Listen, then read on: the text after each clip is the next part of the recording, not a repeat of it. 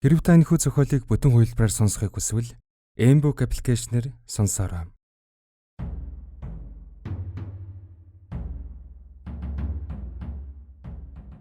Японы аимшигын түүхүүд. Англи хэлнээс орчуулсан Ц. Оюунбат. Дуу оруулсан Б. Оргил болд. Шинохарагийн хараал. Энэ түүх ихэндээ цөөн хэдэн зааварчилгаатай тул та анхааралтай сонсоорой. Огтхон ч тоолгүй өнгөрөөж болохгүй. Яагаад гэдгийг эцэст нь олж мэдэх болно. Анхааруулга. Энэ түүхийг өөрийн сайн дураар сонсож байгаа гэдгийг санаарай. Сонссны дараа өөрт чинь ямар нэгэн зүйл тохиолдвол бид ямар ч хариуцлага хүлээхгүй. Сүүлчийн удаа анхааруулъя. Өөрөө өөрийнхөө эрсдлийг дааж сонссноо. Энэ түүхийг сонсохоос өмнө дараах алхмуудыг хийвэл би талархах болно. 1. Зүүн шилбэн дээгүүр. 2. Зүүн шилбэндээ хурж байхдаа нүдээ анин Шинохара гэж бодно. 3. Зүүн гарын ядан болон чигчий хуруундаа хүрээд адилхан зүйлийг бод. За, одоо түүхээ үргэлжлүүлэн сонсъё. Нилээн урт болох чиглэн эхэлцгээе.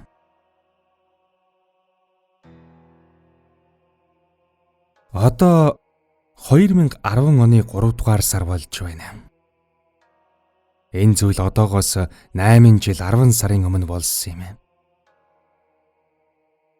Би ахлах сургуулийн 3 дугаар ангид сурч байсан ба Тояма мужийн Татайма ууланд амьдарч байсан.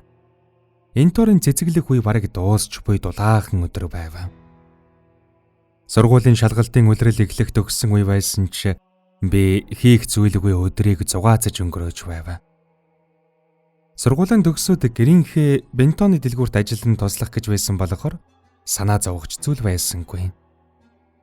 Эргэн тойрны хүмүүс ч адилхан бодолтой байсан. Би ухаантай хүүхэд байгаагүй.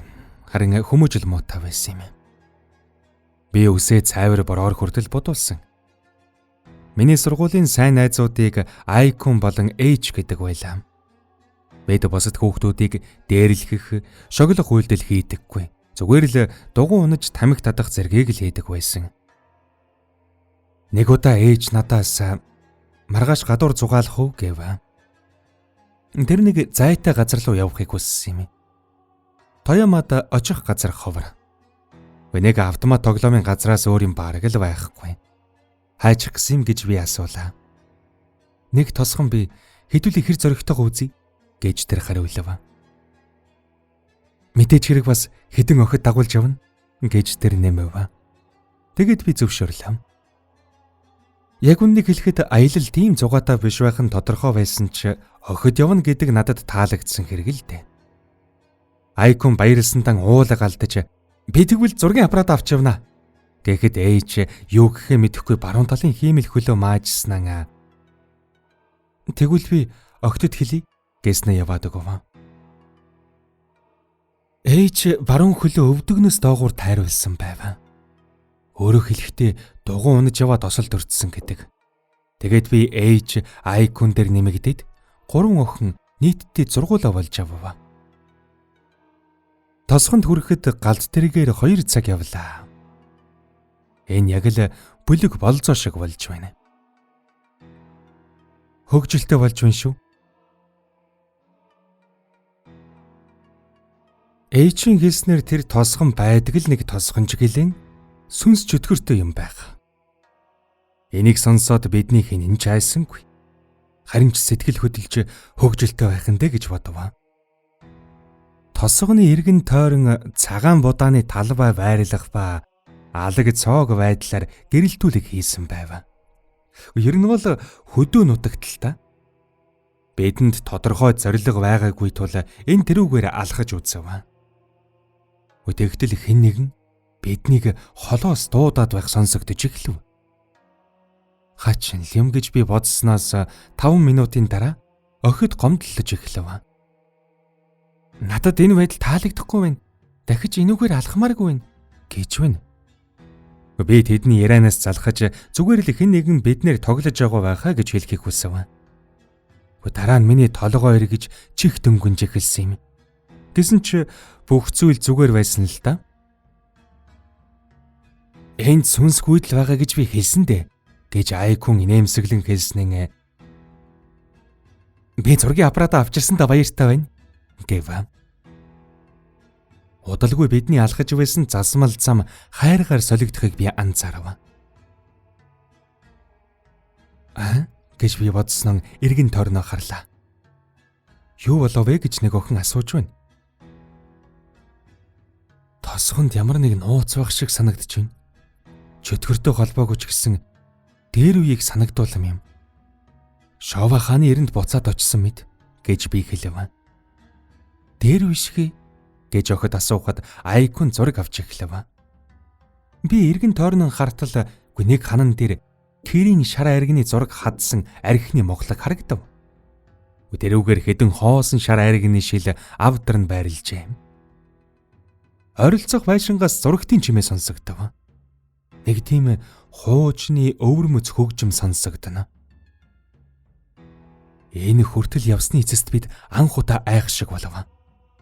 Буцаад явъя гэж бид шийдэв. Тэгсэн чинь дахиад хэсэг явъя л та гэснэн урд гарan алгаснан эргэж харан альвэ дахиад чаахан гэв. Энэ удаад би түнд санаа зовж эхэлсэн юм. Энэ хүртэл тэр өгч дуугараагүй. Дээрээс нь бид чамгүй хол алгасан шүү дээ. Тэгсэн ч тэр дахиад чаахан явъя гэж зүтгээд байдаг. Түүнд ямар нэгэн өөр зориг байгаа бол та. Тиймээс би дотроо нь түүнээс баг зэрэг айж эхлэв. Тэр баруун хөлөн ардаан чирэн тосгоны гүн рүү улам бүр зүтгэсээр байв. Байшингуудаас Токиогийн бүүги гих дуу сонсогдож байв.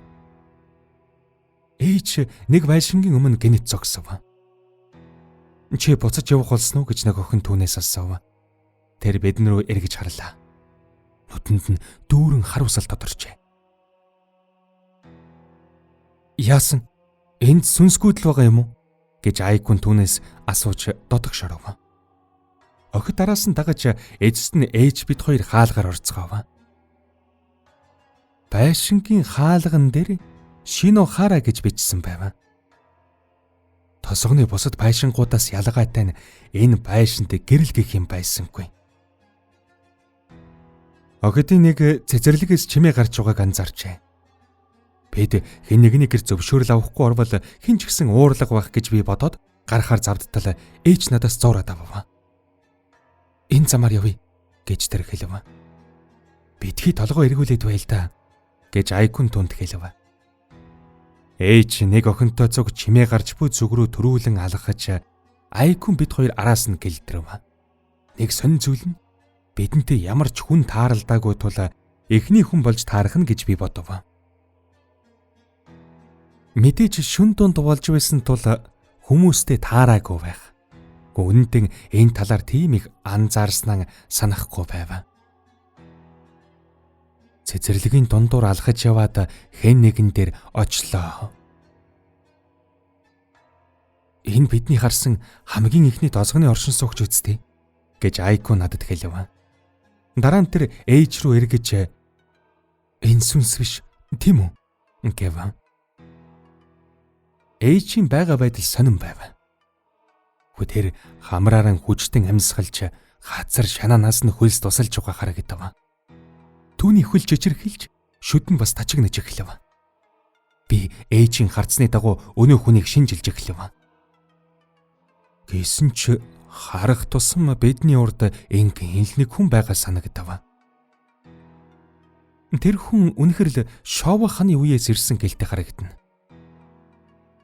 Тэр эмэгтэйд төрсөн миний анхны сэтгэгдэл энэ юм. Өнөөх эмэгтэй баруун гараа дээш өргөж байсан урдаан ээлд буулгаж байгаа мэт гараан газар тунгав. Түүний өмнө 4-5 болшных гэлтэй нүх харагдана. Үннийг хэлэхэд гэрэл тусгахгүйгээр тэр эмэгтэй юу хийж байсныг мэдэх аргагүй байв. Тэр нүхнүүдэд бас юу байгааг мэдэх юм алга. Эмэгтэйг чимээ аниргүй ажиллан үргэлжлүүлэн хийж байгаад бид 6 араас нь харж байв. Хажуугийн байшингийн эмэгтэй хүний дуулах чимээ сонсогдно.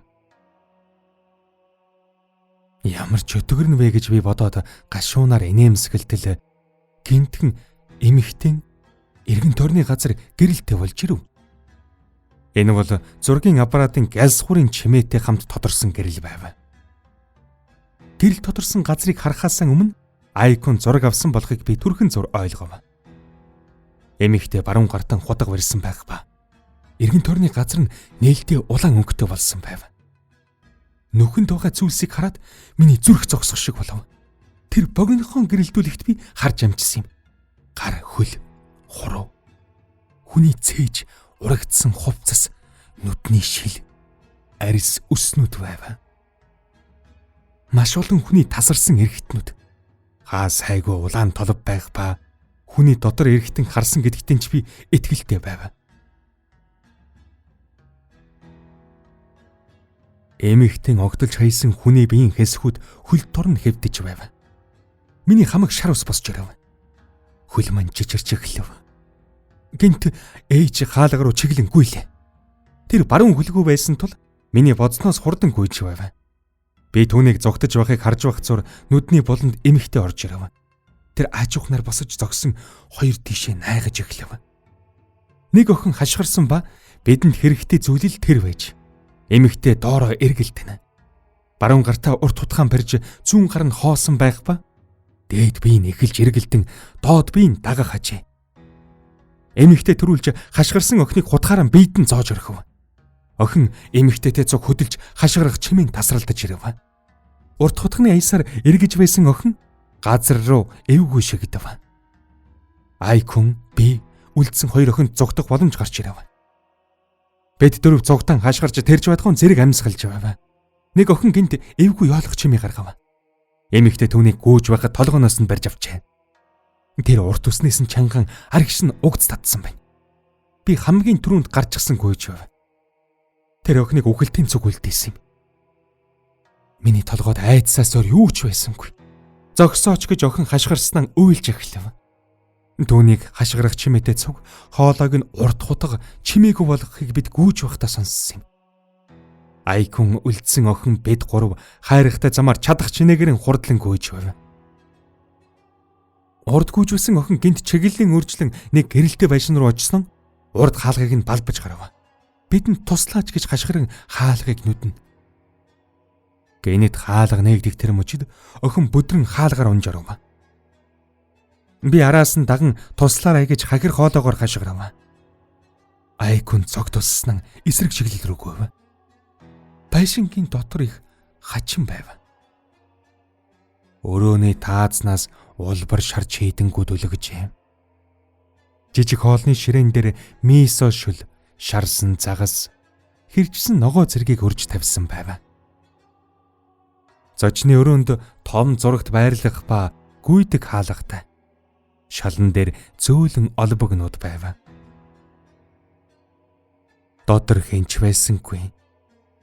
Яг л хүмүүс нь гэнтхэн алга болчихсон мэт. Гэсэн ч би үргэлжлүүлэн хашгирсаар байв. Хэн нэгэн байна уу гэж. Уйлж нүс нулимсан дам баригдсан охин бид хоёр бие биенээ харлаа. Эндхэн чалга. Юу болоод байгааг ойлгох цөхөө байсангүй. Миний зүрх цээжин дотрон дэлбэрхнүү гэмээр санагдав. Хэн нэгэн хаалгыг онгойлгож орж ирсэн юм. Айкун юм болов уу эсвэл байшингийн эзэд үү? Охины царай хувгацаач над руу харав. Өнөөх эмэгтэй байлаа. Өөрийн мэдлгүй гарan хувцсны шүүгээр оруулав. Тэнд цоошин сонингууд байв. Би охиныг анзааралгүй додогшо харин оров. Тэрч бас намайг даган хойноос орж ирэв. Бид хаалгыг зөөлнөр хааж амьсгаагаа нүгжлээ. Төвний алхах чимээ сонсогдож миний хамаг хөлс урсаж байв. Шалах ягтнах чимээ үргэлжилж тэр биднийг хайсаар байв. Удалгүй түүний инех сонсогдов. Эмэгтэй хоолой царгисан чихэнд чииртэй юм. Миний зүрх хүчтэй цохилно. Гинтхэн чимээ энерги боллоо. Эмэгтэй хоол дахиж сонсогдсонгүй. Анир чимээгүй ноёлжээ. Охин бид хоёр өөдөөсөн харав.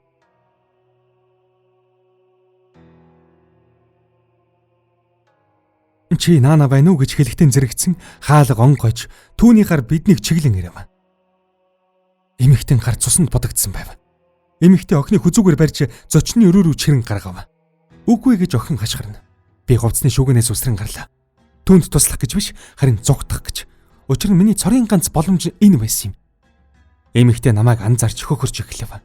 Тэр над руу дээрээс харахад царай нь үнсэн сааралж хохирогчдийнхэн цуснд бодогдож уулбар шар чийдэнгүүдийн нөлөөгөөр түүний байгаа байдал хачин хийсвэр зураг шиг харагдаж байв. Уруулан нойтон нүдэн цагаанаараа эргэжээ. Уруулаас нь гарах чимээ хий алдаж байгаа мэт сонсогдно. Эмэгтэй охины хүзүүгээр зүүн гараараа барьж баруун гартан урд хутгаан барьсан байсан нь хоёуланг нь над руу огцом далайв. Жижигхэн хорхоо шиг зүйлс нүдний өмнө агаар дээр унж байгаа харагдав. Энэ юу вэ гэж би бодон наривчлан хартал хүний хуруунууд байлаа. Би нөхцөл байдлыг ойлгосонгүй тул зүүн гараараа газар тултал чигчи болон ядам хурууг болсноо мэдэв. Тэдний оронд цус оргилж байв. Би өрөвдөлтөөр гонгин хашгирч шалан дээр өнгөрөв. Би хамаг ус босох шиг болов. Би ийм өвдөлтийг урд өмнө мэдэрч байсангүй. Зүрхний цохол сэрүүлэх шиг цохилж байв. Би зүүн гараараа тулж ухад гар гаалга руу байдгаар зүтгэв. Хаалгаар гарах агшинд миний ард хашгирах, аяг таваг хагарах чимээ сонсогдсон юм. Хин гэдг нь хамаагүй. Надад зүгээр л туслах боломжтой хин нэг нь надад хэрэгтэй байсан юм. Миний ховцос цусандаа нэвчин нүүр тахан хөлс цутгаж байв. Ирсэн замаараа байдаг хурдаараа хашгиран гүйж байлаа. Хөл дор хайрганы чимээ засмал замынхаар солигдсон ч би гүйсээр байв. Үүний дараа юу болсныг би сайн сандаггүй. Би эмнэлэгт сарсан юм.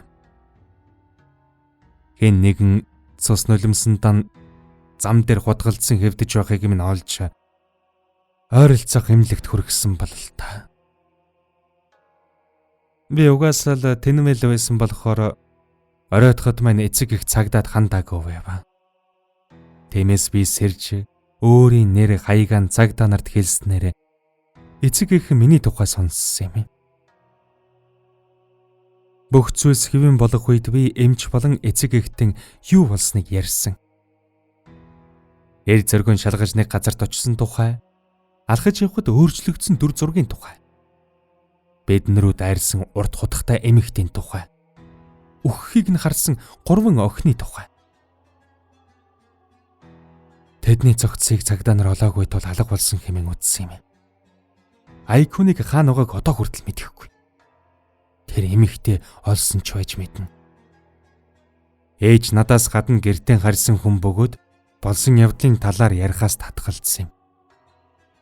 Намайг сэрснээс 2 хоногийн дараа тэр эмнэлэг дээр эргэж ирав. Чамд хэлэх нэг зүйл байна. Эхнийх нь чамайг зүгээр угаад би баяртай байна. Гэхэд миний толгой руу хамаг цус минь гүөх шиг болов. Чи мө бүгсэн толгойд юунда баярлаад байгаа юм. Чи биднийг тийш нь дагуулж яваагүй бол ийм зүйл болохгүй байсан мангу минь гэж би түүнийг харав. Тэр намайг ярьж дуусхийг хүлээж байснаа гэсэн чи харсан шүү дээ гэв. Тэр ингэж ярьсан юм. Үннийг хэлэхэд ээж тэр тосгон руу 2 дахь очсон тэр байж. Тэр ахлах сургуульд орохоос өмнө түүнээс хэд ах хүүхдүүд түүнийг дагуулж тийшээ очсон байв. Яг л бидэнтэй тохиолдсонтой адил эргэн тойрны зүйлс өөрчлөгдөж шинэ хараа гэх нэртэй байшинд очсон байна. Яг л бидэнтэй тохиолдсон шиг урт хутгатай эмэгтэй түүн рүү дайрсан байв. Арай ах нэг хүүхэд эмэгтэйг зогсоох гэж оролдсон ч гидсийг нь ярж орхижээ. Бусд нь амиа аврахаар зүгтсэн байна. түүнийг дагуулж явсан ах хүүхэд ингэж хэлж. Тэр эмэгтэйгээс болж би урд насалж чадахгүй. Миний мэдих хүмүүсээс эрэгтнийг нь удаан хугацааны турш нэгээр авч өөрийн ертөнц рүүгээ зөөсөн. Нэг л өдөр түүнд өгөх хэрэгтэнгүү болгоход тэр миний толгойн араас ирэх болно. Гэхдээ түүнд халуулах хугацаагаа хойшлуулах боломж бий. Босод хүмүүст түүний тухай бодогдуулах, өөрийг нь мэдэх хүмүүсийг санамсаргүй байдлаар түүж алдаг. Нэгээс олон хүн түүний талаар мэдчихвэл тэр эмэгтэй чиний хойноос ирэх магадлал тэр хэмжээгээр буурах болно. Би ч бас чам шиг байдлаар түүнийг мэдэх болсон. Өөхөх магадлалаа бууруулахын тулд та нарт би түүнийг харуулсан юм. Хэрв чи амьдрмаар байвал босод хүмүүст бас үүний талаар мэдүүлэх хэрэгтэй. Тэр явдлаас 4 сарын дараа ээж дугуйны осолд орж баруун хөлөө алдсан байна. Ослын үеэр нүдний болондоо тэр эмэгтэйг харсан байв. Тэр эмэгтэй баруун хөлийг нь барьжчихсан инээж байсан гэнэ. Энэ айдсаас болж ээж эмэгтэйг бидэнд харуулсан байж. Би энийг сонсоод зочирлт оров. Уучлаарай гэж тэр хэлээд босож өрөөнөөс гараад явлаа. Гадаа гургалтай шувуу дуурч байна. Өмнө хэлсэнчлэн тэр явдал одоогоос бараг 9 жилийн өмнө болсон. Тэр явдлаас хойш би түүнийг мартах гэж хичээж байна. Эмнэлгээс гарсны дараа би сургуультай бодож орох гэсэн ч чадлагүй. Гэртэн ихэнх цагийг өнгөрөөж эцэст нь сургуулаа хайсан. Би захидлын тусламжтай сургуулаа төгсөх гэж хичээхийн сацуу гэр бүлийнхэн бенто дэлгүүрт ажиллаж байв.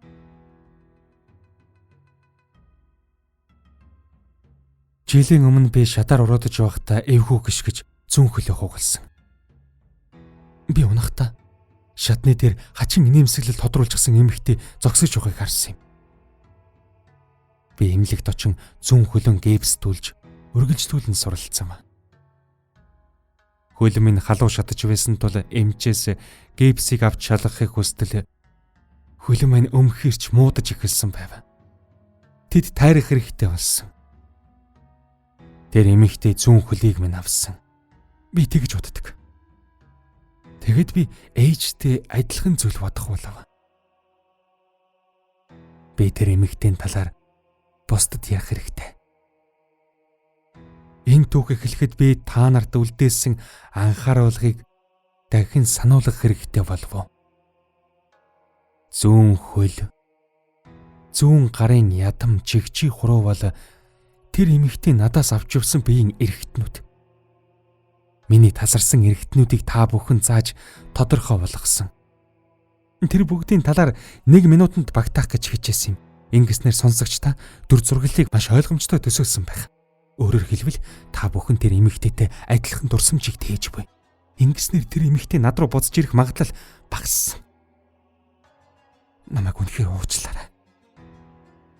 Энэ бүгдийг ярьсан минь өөрийнхөө аюулгүй байдлын төлөө юм шүү. Мөн ингэж ярьснаар миний дотор онгоох шиг боллоо.